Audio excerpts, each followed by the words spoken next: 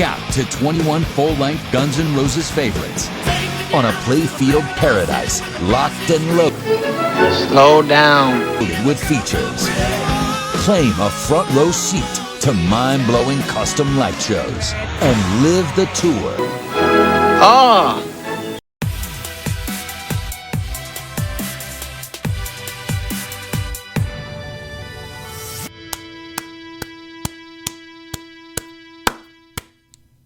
All you other manufacturers out there, please take note from Jersey Jack on this one, because that is how you launch a new pinball machine to the public.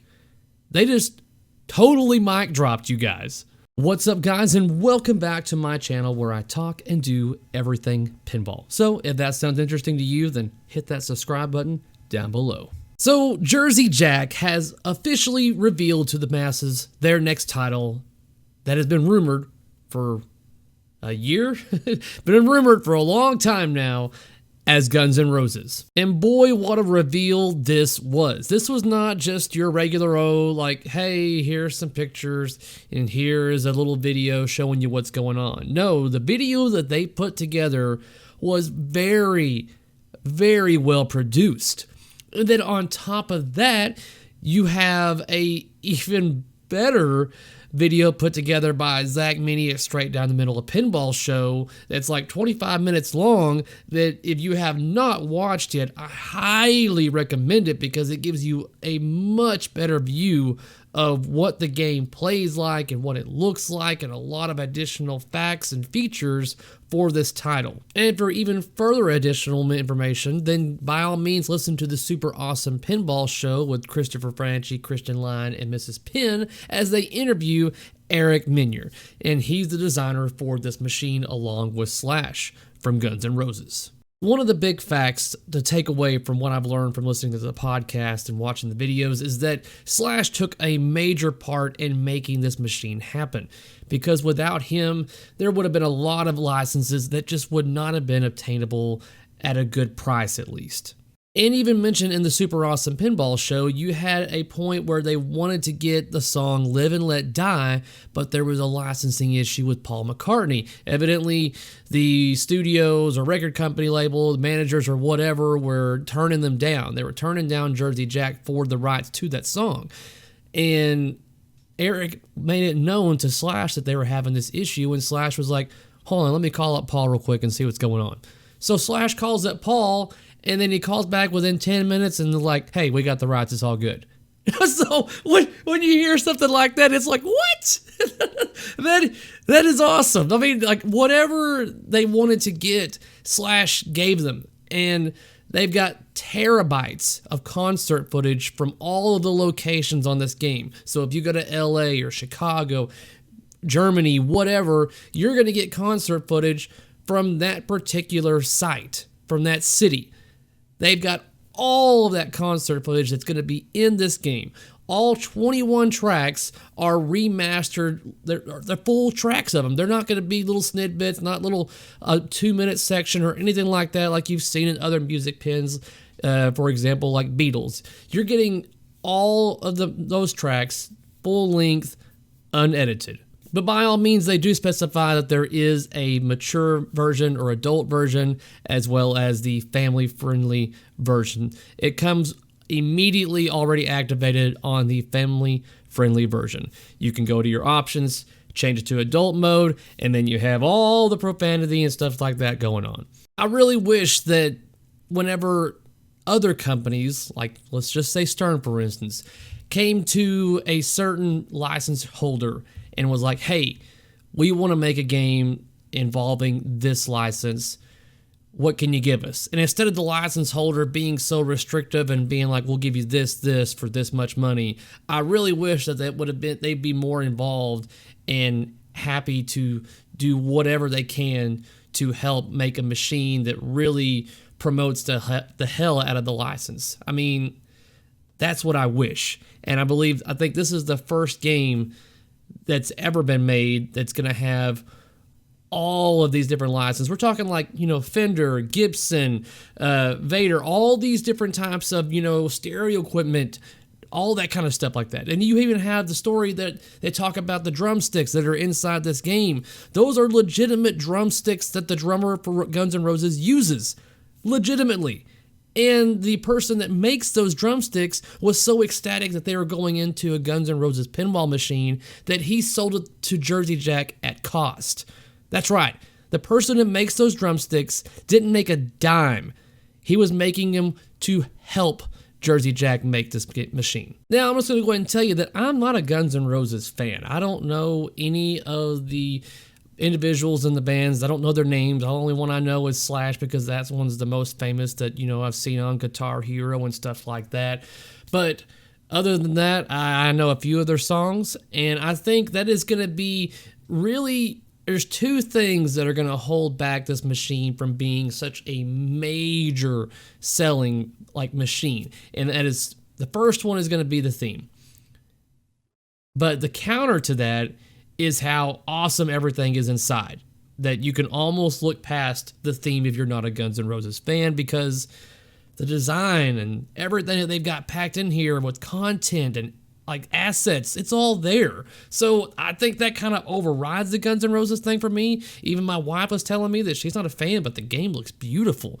And it's one of those things where we'd have to get rid of a game or two over here to get one, but I would only get it. I'm sure the collector's editions are all sold out. I'm sure they're all gone. So, but I wouldn't settle for a standard edition myself. I would have to go with an LE because I really want that upper playfield and the mini playfield up there. It's up there. That's a must in my opinion. The way that Eric has designed this game to implement many various instruments of the game, the cymbals that crash that are above the pop bumpers, that's great. Then you have the guitar strings on the far left of the machine, like you're tuning the guitar. And I want to say, obviously, the drumsticks that are on the other side, little stuff like that. This game theme integration. This is the definition of theme integration that you do not see with other manufacturers to this degree. Now, I was going to go through Jersey Jack's, reveal trailer, their announcement trailer that is like 1 minute and 37 seconds long or something like that. But the thing is, chances are you've already seen it. If you haven't, I'll put a link in the description down below, but there's no sense of me showing the entire thing to you again because if you're like me, then you've already watched this video a couple times, at least multiple. Why? Because it goes so damn fast, guys. They don't really give you a good view of what the layout really looks like and how it shoots because the camera's going around the way it does, so it's kind of hard to get a really good, bam, let me study what's going on. There's no time for it in this video. It's done well because in the end, you're amped up and you're excited about the game.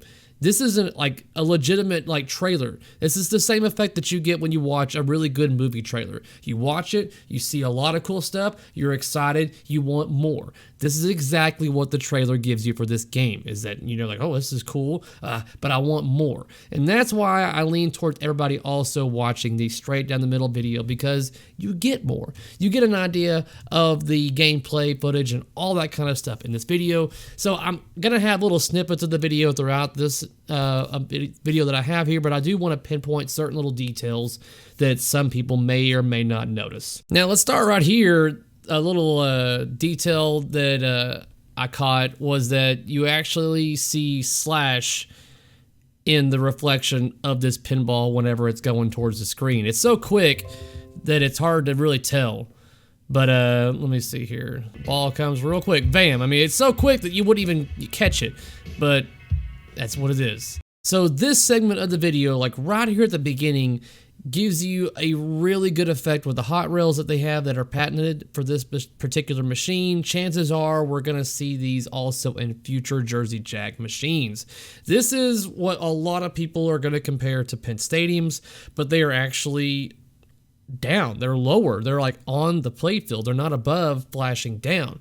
So this gives a much different lighting effect, and from what I'm seeing on video, it looks really good. So this portion of the video right here, look at the sides of it and everything.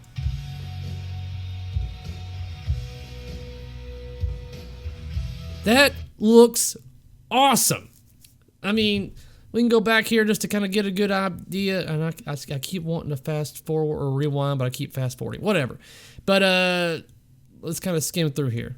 All right, so let's go through a little bit on layout for those of you that do not see where the ball goes and where it's supposed to go. Your right ramp is going to go up to hit a stand-up target and feed down. Now, it looks like there is a diverter right up here that will sometimes feed to your upper right flipper, or it will feed to your lower right flipper. So I think on this first shot, it feeds to the upper right flipper. No, that time it feeds to the lower right flipper, but I know there's another segment or a shot where it actually loops around and feeds the middle, the upper right flipper. Anyways, but so that's what that does. It goes up this right ramp, hits a stand-up target, goes down the drumsticks, and feeds back to your right flipper. Moving on. Now, when it comes to hitting the left ramp right here, there's going to be a couple of different things that can happen because you've got a diverter. This diverter can sometimes feed right back around to your left flipper, or it cannot, and it can go up here to the upper playfield for you to go hitting it around and stuff like that, or it'll loop all the way around and feed to your ball lock.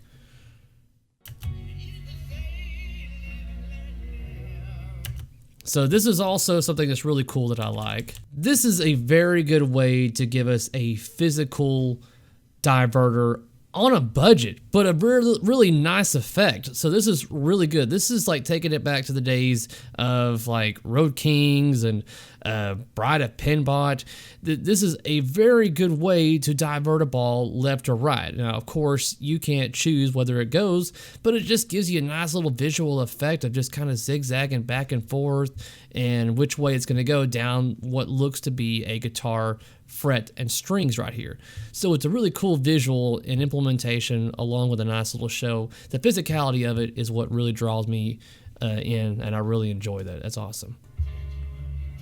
There it is. There's that section right there. So you have the ability for it to drop down and feed to your upper right flipper. Now, I can't see exactly how that mech works. I can't see what's going on right about here that allows it to keep going to your right flipper down below or to this one right here. Maybe we can rewind and see. Nope, can't see. So the sculpting is something else that I really like on this. Now, a lot of these features are only going to be on your LEs or your CE machine. So keep that in mind that the standard edition is a highly stripped down machine. You're getting the basic of basic. They even got it priced very close to a Stern Pro edition, which is going to be really good for a lot of locations. So I'm hoping that this will definitely drive Jersey into more locations and they can start getting more market share. So we'll see how that goes. But a lot of these really cool features are only available on your upper tier models. This is, I can't get over this. When I first saw this right here, oscillating in full motion lights, these things move X and Y axis. I mean, they go all around the playfield. In case you didn't see this, let me rewind some. Look at this light. Just look at it. Let me play the video and just look at this light. And that's on a slow song. We'll see it again here in a bit where it's moving around a lot more. Some other note that's been noted in the Super Awesome Pinball Show is that the record that is on this machine is not a guarantee that you're going to have it on your machine. There's like, I want to say they said 4, maybe 6, but it's going to be a different record. It's going to be random. You don't know. If you order 2 machines, there's a chance that those 2 machines will not have the same decal. They've also stated that maybe down the road they'll probably sell different decals, so in case you want to swap yours out with a different album, you can. Look at this damn light show. Are you kidding me? Let's rewind back just a little bit here. Just look at the lights.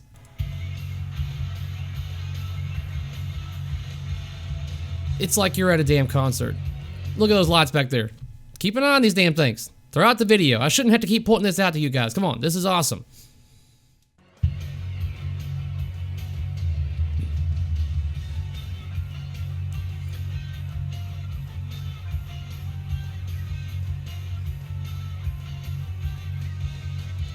Then you have this awesomeness right here. Very good detail.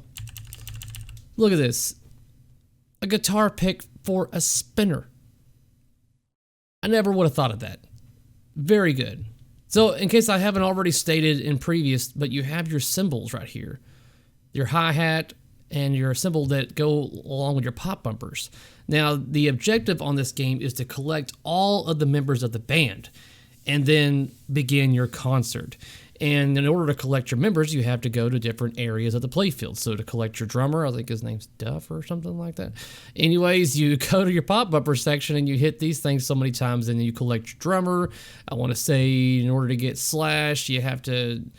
I think you hit the guitar, or it's the spinner down here or something. I think the spinner is actually the lead singer, Axel. Oh, that's what his name. Yeah, it's like, oh man, I can't believe I just remembered that name.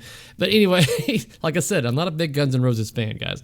So you have different areas of the playfield that you need to get all the members of your band, and then you need to start your concert. And we'll go into a little further details on that in a bit. So your ball lock right here can hold up to 6 balls for your multi-ball. This is what the upper playfield can do. So your upper playfield can either one of 3 things. 1, you can hit it up here to a vuck that feeds your frets for your Fender. 2, can spin around and lock a ball on the frets of this guitar right here. Or 3, you can lose it down here and it drops down to the lower playfield. That's what can happen on this playfield up here. So this is an important thing right here. If any of you guys out there have played Guitar Hero, then you're going to understand more of how this bar right here on the far right works. So once you collect your band members and you begin your concert at the destination that you're at, you have to play well. And when I say play well, you have to make the corresponding shots. The better that you play, the higher this bar goes to where you're rocking out. If you are not hitting the correct shots or not doing too well, then your bar will eventually go down to where you'll actually be booed off the stage. And I want to say that you even have to, like, your ball has to drain. I think that's what they were saying. I could be wrong, but I know for sure that you can get booed off stage. So it's important that when you play that you do well, otherwise this meter goes down and you basically, it's not good. So even something interesting that I also heard on there was that trapping a ball while you're in your concert mode is not good either. Because while your flipper's being held up, this actually deducts from your rocking meter. So it's important to constantly be hitting those flippers and not trapping a ball. So those of you out there that are used to trapping and holding a ball during multi-ball to save it and be able to do different kinds of strategies, you're not going to be able to do that with this game, at least. This transition right here is damn close to epic because it is more than likely, obviously, after you lose your balls and you're done, but whenever he throws the mic up, lovely transition.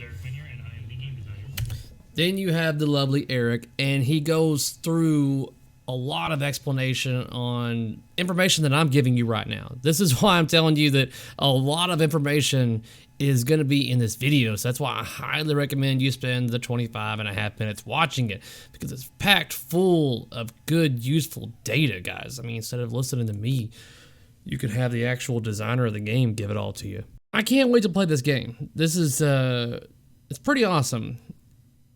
I mean, there's a chance, especially with the wife, the way she was talking about it, then I don't know, maybe I might be getting me a Jersey Jack machine. I don't know. We'll see. We'll see.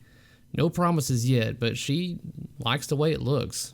And she agrees that it looks like that game is packed full of all kinds of good stuff. And even she's not a Guns N' Roses fan, but you can look past the theme a little bit whenever you've got a whole bunch of cool stuff going on inside the machine. This is such a good thing for pinball in general, guys, because this is what Stern has been needing. This is what you call a flame under your ass. Jersey Jack Pinball has just lit a fire underneath all the other manufacturers' asses to let them know that, look, if you want to be able to be as awesome when it comes to what we put in our games, you're going to have to step it up. And I'm liking the way that they're going with this right here. So hopefully this gives other manufacturers more incentive to pack more in their machines. Eric, Ken, the whole Jersey Jack team over there, congratulations on finally being able to show your game to the world. And I'm pretty sure that the majority of everybody out here agrees that this game looks like it's well worth the wait. I think one of the big hits for you is that you have games already in boxes being shipped out to customers as I speak. That has been an issue in the past for them, is that they reveal a game and people have to wait a long time for them. But due to the fact that this time around, they have machines in boxes ready to go and they're still pumping them out right now. This is how you get market share, is by having product readily available for people. I look forward to seeing it played pretty soon. I believe we've got a stream coming up on Buffalo here in the next on Wednesday. Then probably a number of other people are going to have this game here pretty soon, and we'll start getting a lot more better idea on how the game plays and sounds. So as of right now, when it comes to like art, playfield, and cabinet, no major issues. I'm actually, the playfield art is good. The cabinet artwork, at least on the at least on the LE and the collector's edition, those look really good. The standard edition is probably obviously my least favorite of the three, because they made it basic is basic, and they did that for a reason. They were trying to get these machines on locations and make it affordable for the masses. So props to them for doing that. But me personally, I wouldn't settle for anything less than an LE. I mean, I'm thinking more about it, guys, and chances are, I think before this game was revealed, Avengers was more than likely going to be Game of the Year. More than likely. But now that Jersey Jack has just announced this and we've seen what it has and what's all in it, as of right now, this one's going to be Game of the Year. I don't see why it wouldn't. So as of right now, I'm calling it, this is the new Game of the Year for the next Twippy session. But we'll see. Anything can happen, guys. Like I've stated, there was no way I was going to be able to hit every little note, a little bit of a pun there, when it comes to this title and everything that's going in it, that's involved in it, because there's so much more to talk about. So this is going to be a first of more than likely of another video or two as we see more gameplay, then I get a better idea of what I think about this game. But as of right now, that's what I've got. So tell me, what are your thoughts on Jersey Jack Pinball's newest title, Guns N' Roses? If you had the money, which one would you get? Standard, LE, or the CE? Well, that's easy. I'm thinking anybody that had the money just to spend, they would go with the CE. But let's say, for instance, you are on a budget, or you were going to sell some games to get one of these titles. Which one would you go for, and why? Or if you have negative thoughts about the game or whatever, then by all means, let me know in the comment section down below as well. If you like what you've seen here, give me the thumbs up, and if you haven't already, don't forget to hit the subscribe button down there. That way, you can be notified of whenever I upload content for your viewing pleasure. Until next time, guys, peace out.